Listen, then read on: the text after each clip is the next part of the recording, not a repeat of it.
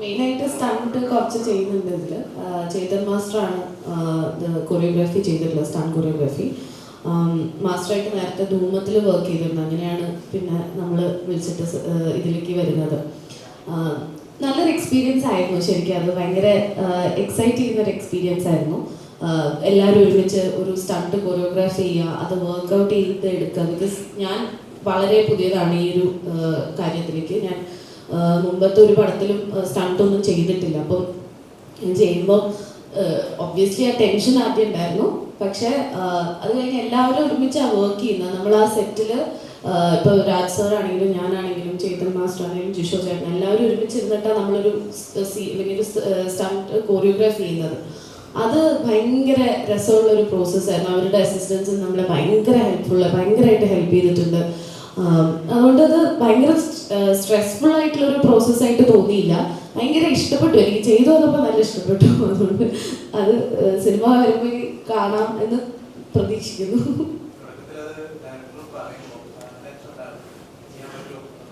ചെയ്യണം എന്ന് ആഗ്രഹമാണ്, എനിക്കിഷ്ടമാണ്. ഞാനിപ്പോൾ ആക്ഷൻ മൂവീസും എനിക്ക് കാണാൻ ഭയങ്കര ഇഷ്ടമുള്ള ഒരാളാണ്. അപ്പം അതുകൊണ്ട് ചെയ്യണം എന്ന് പറഞ്ഞപ്പോൾ ടെൻഷനൊന്നും ഉണ്ടായിരുന്നില്ല, എക്സൈറ്റ്മെൻറ്റ് ഉണ്ടായിരുന്നു നല്ലോണം. പിന്നെ അതിൻ്റേതായിട്ടുള്ള കുറച്ച് ട്രെയിനിങ്ങും കാര്യങ്ങളും ഒക്കെ കിട്ടിയിട്ടുണ്ടായിരുന്നു. അതുകൊണ്ട് ഭയങ്കര ടെൻഷനൊന്നുമില്ലായിരുന്നു, പക്ഷെ ഭയങ്കര എക്സൈറ്റിംഗ് ആയിട്ടുള്ള ഒരു കാര്യമായിരുന്നു.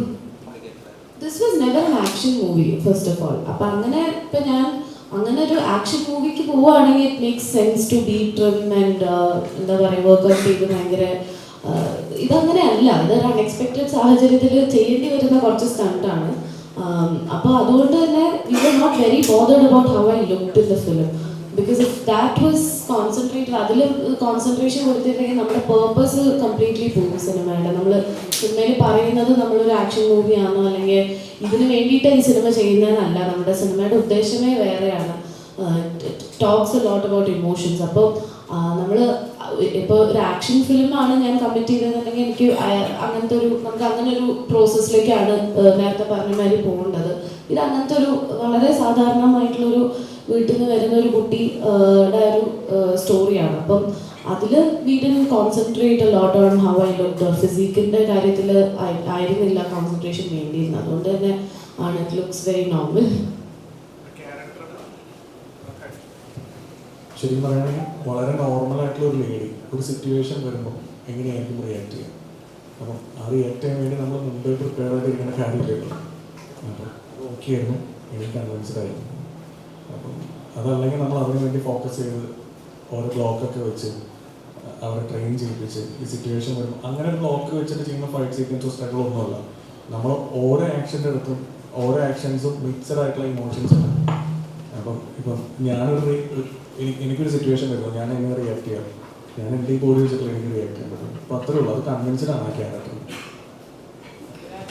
സാർ ഒരു നവകഥ സംവിധായകൻ എന്ന രീതിയിൽ ഇത്തരം ഒരു ജനറുമായിട്ട് വരുമ്പോൾ സാറിൻ്റെ മുമ്പിലുണ്ടായിരുന്ന പ്രതിസന്ധികൾ എന്തായിരുന്നു എന്ന് പറയാമോ? ആദ്യത്തെ പ്രതിസന്ധി ഫസ്റ്റ് ഓഫ് ഓൾ ഒരു പ്രൊഡ്യൂസറെ കൺവിൻസ് ചെയ്യുക എന്നാണ് ആദ്യത്തെ പ്രതിസന്ധി. അത് ഏതൊരു ഡെബ്യൂ ഡയറക്ടർക്കും. വൺസ് പ്രൊഡ്യൂസർ നമ്മുടെ കൂടെ നിൽക്കുന്നു, അതിനുശേഷം ആ വിഷന് വേണ്ട ഫേസുകൾ നമ്മൾ കണ്ടെത്തണം.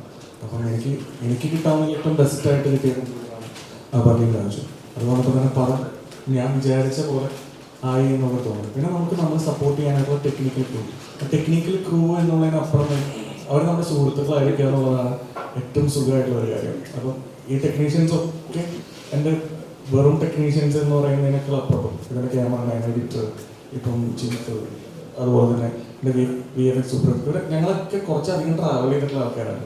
അപ്പം ഇതിന് മുമ്പേ ഞങ്ങൾക്ക് അറിയാം. അപ്പം അതുകൊണ്ട് ഞാൻ പറയുന്നത് എന്താണെന്ന് അവർക്ക് ഈസി ആയിട്ട് മനസ്സിലാവും. ഭയങ്കര സുഖമുള്ള പ്രോസസ്സായിരുന്നു. അപ്പം പിന്നെ നമ്മുടെ കൂടെ ജോയിൻ ചെയ്തതിന് ശേഷം രാജസാറിനെ എല്ലാവർക്കായാലും നമ്മൾ പറയുന്നത് എന്താണെന്നുള്ളത് രണ്ടുപേർക്കും കിട്ടും. രാജസാർ ഒരിക്കലും ഞാൻ കുറച്ച് പടം ഡയറക്റ്റ് ചെയ്ത ആളാണ് അല്ലെങ്കിൽ ഇവനൊന്ന് ഹൈജാക്ക് ചെയ്ത് കളയാം അങ്ങനൊന്നുമില്ല. പുള്ളിയുടേതായ എന്തെങ്കിലും സജഷൻസ് ഉണ്ടെങ്കിൽ പറയും, നമുക്ക് ആവശ്യമുണ്ടെങ്കിൽ എടുക്കാം, ആവശ്യമില്ലെങ്കിൽ എടുക്കണ്ട. അത് രാജസാറിന് അറിയാം ഇത് ഇയാളുടെ വിഷയത്തിൽ പോണ സിനിമയാണെന്നുള്ളത്. നമ്മൾ ഒരു രീതിയിലും ബുദ്ധിമുട്ടിക്കാത്ത രണ്ട് ആർട്ടിസ്റ്റാണ്. മാത്രമല്ല അവിടെ ഏറ്റവും ബെസ്റ്റ് തന്നെയാണ് അവർ തന്നിട്ടുള്ളത്. അത് ഞാൻ ഹാപ്പിയാണ്.